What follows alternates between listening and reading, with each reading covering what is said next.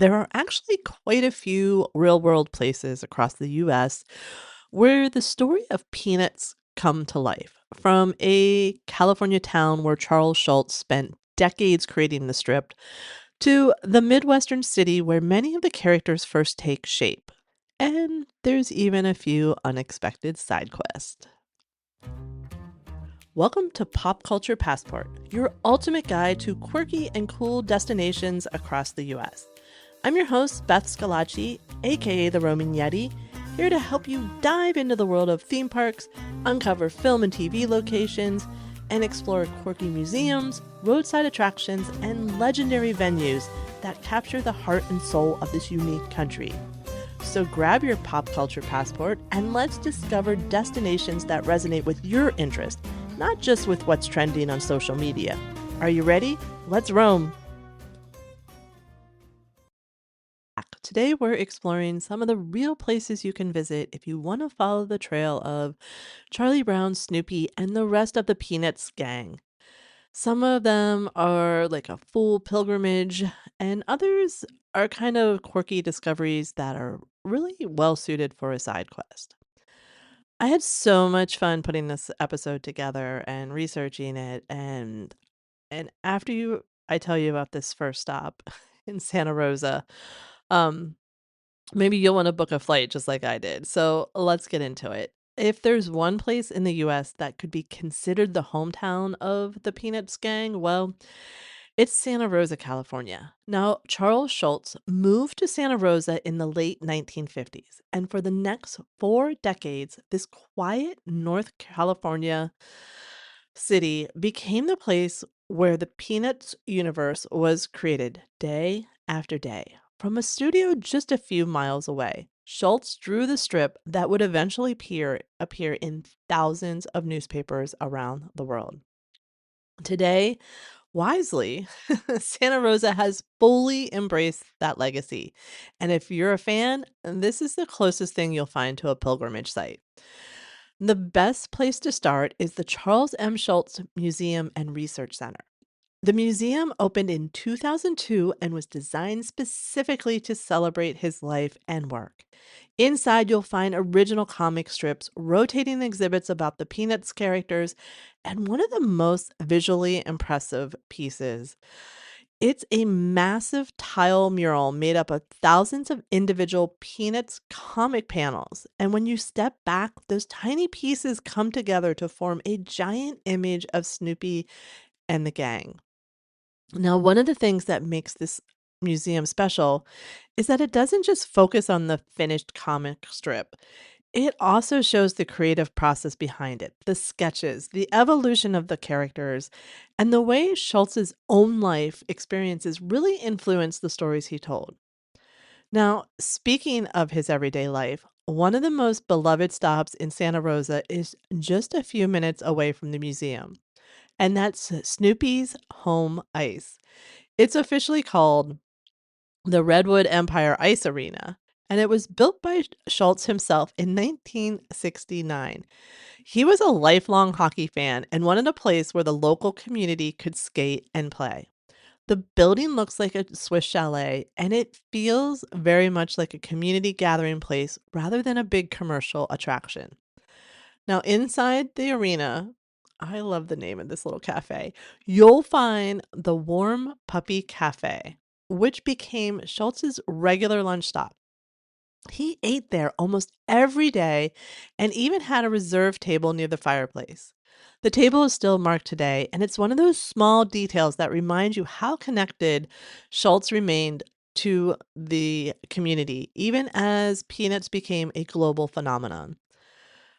The menu is adorable. It's even Peanuts themed. It has cocoa named after some of the characters like Peppermint Patty and Pigpen. I mean, how can you not want to stop and check out the Warm Puppy Cafe?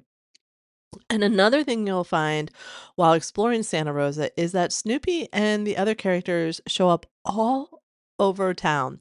For years, the city hosted a public art project called Peanuts on Parade, where artists and local organizations created decorated statues of Snoopy, Charlie Brown, and Woodstock. Many of these statues are still scattered throughout Santa Rosa and nearby Windsor. So walking through the street can turn into a bit of a Peanuts scavenger hunt. But Santa Rosa even starts the whole experience when you arrive at the airport. So if you fly into Charles M. Schulz, Sonoma County Airport, Snoopy is waiting to greet you. The airport logo features Snoopy in his World War I flying ace gear, piloting his doghouse. And inside the terminal, you'll find statues of the characters, along with a really playful nod to one of the comic strip's most famous and funny jokes. Um, there's a replica of Lucy's psychiatric help booth, and it's reimagined as the airport help desk. That is my kind of theming. I am here for it, and now you know why I want to fly into this airport and go here ASAP. It's one of those special touches that immediately tells you that you've arrived somewhere special. And if you ever want to add a quick side quest to your Peanuts pilgrimage, it's worth driving about 15 minutes west to the nearby town of Sebastopol. I always have to add something I can't say, right?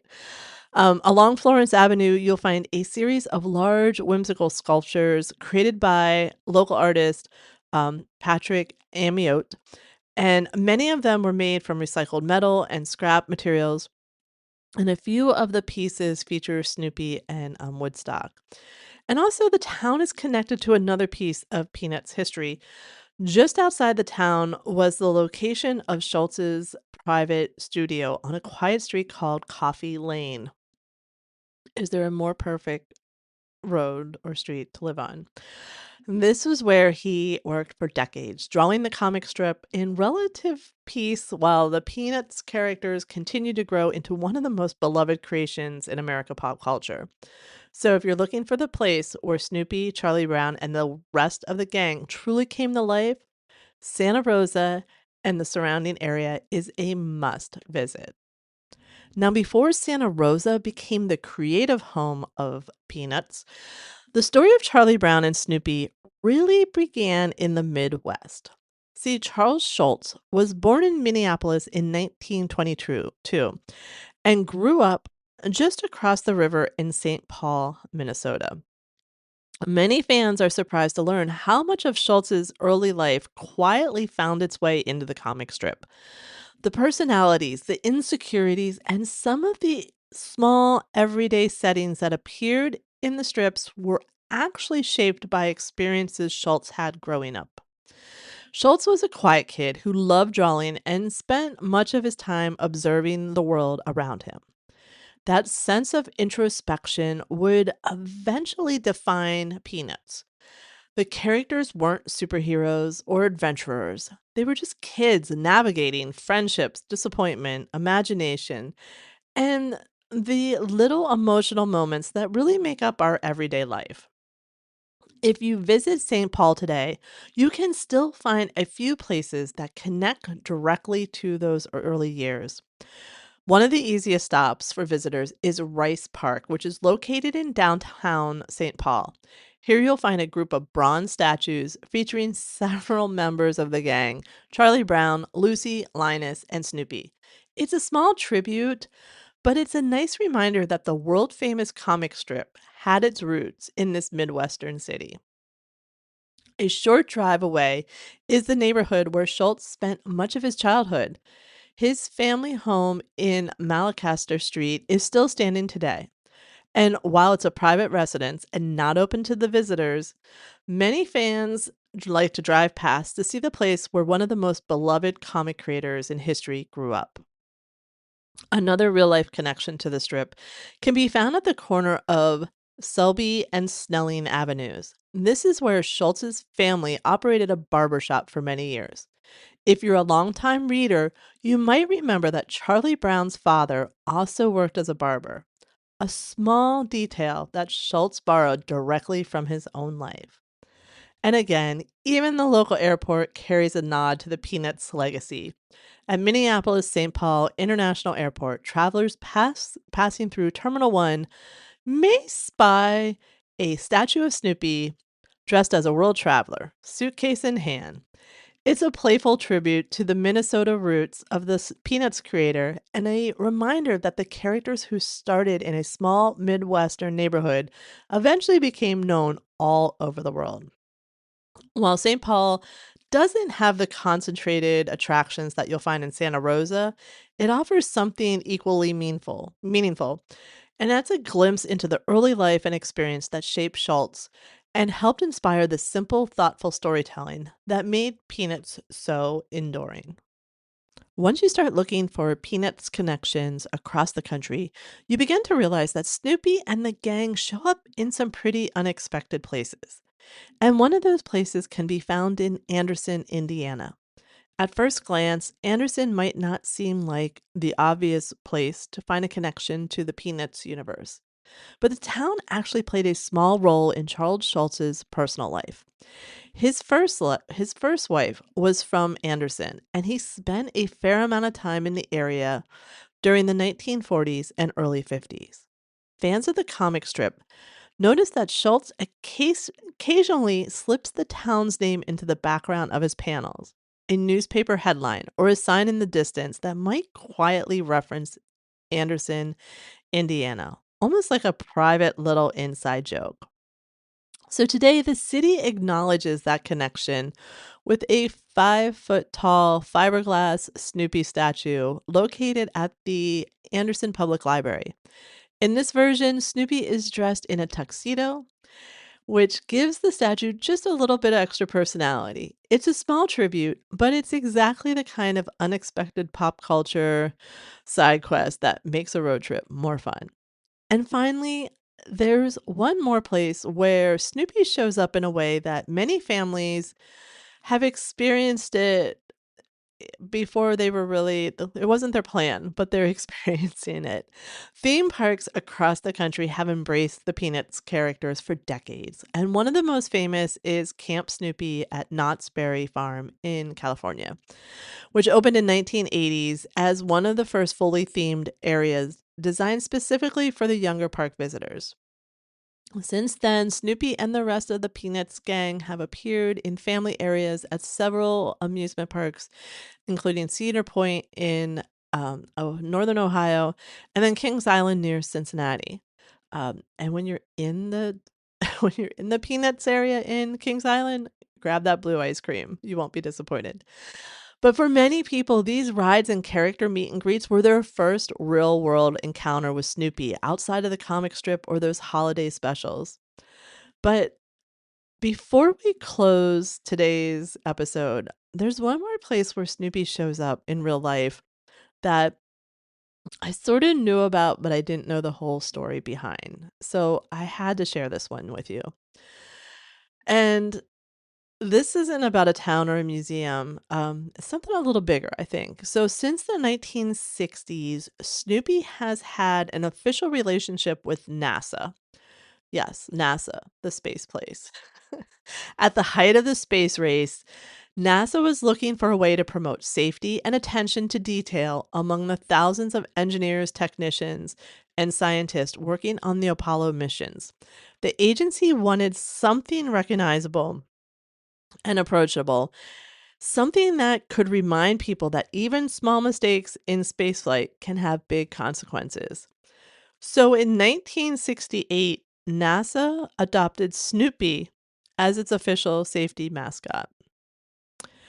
You might remember, I'm sure you remember, Snoopy's long-running fantasy in the comic strip where he imagines himself as the World War I flying ace battling the Red Baron. That playful connection to aviation made Snoopy a natural fit for NASA's culture of pilots, engineers, and explorers. Today, the most famous part of that partnership is the Silver Snoopy Award. It's a special honor that astronauts personally present to NASA employees and contractors who have made outstanding contributions to mission safety or success. And what makes the award unique is that the Snoopy pin attached to it has actually flown in space before it's presented. For the engineers and technicians who receive it, the Silver Snoopy is considered one of the most meaningful recognitions you can earn. And Snoopy even played a role in one of the Apollo missions. During the Apollo 10 mission, which served as a full rehearsal for the first moon landing, the spacecraft had Peanuts inspired nicknames. The command module was called Charlie Brown, and the lunar module, the one that descended toward the moon, was called Snoopy. It's just a wonderful little moment where pop culture and space exploration cross paths. So while you might find Snoopy statues in Santa Rosa, tributes in Minnesota, or even a few unexpected roadside stops across the country, the world's most imaginative beagle has also left his paw print somewhere even bigger, all the way out in space. So, whether you're exploring the official Peanuts hometown in California, tracing Charles Schulz's early life in Minnesota, or just stumbling across one of these cool, quirky side quests along your path, it turns out that the world of Peanuts is a little more woven into our landscape than we thought, or at least than I thought. And when you step back and look at all these places together, it's pretty remarkable how far the Peanuts universe has traveled. It started with a quiet kid in Minnesota who loved to draw and grew into a comic strip created day after day from a small studio in Northern California, and eventually became a story that connected with readers. And, we all watch those specials too, all over the world. So today, that legacy shows up in museums, small tributes, theme parks, public art, and even in history of space exploration. So, with that, we're going to add another stamp to our pop culture passport. I hope that this episode inspires you to get out and explore all that is quirky and cool, even in your own backyard. Follow, download, and subscribe so you don't miss future episodes. Tell a friend and leave a review if you like what we're doing. It really does help the show to grow. You can also follow me on Instagram or Facebook. Just search for The Roaming Yeti. Keep roaming and finding your fun.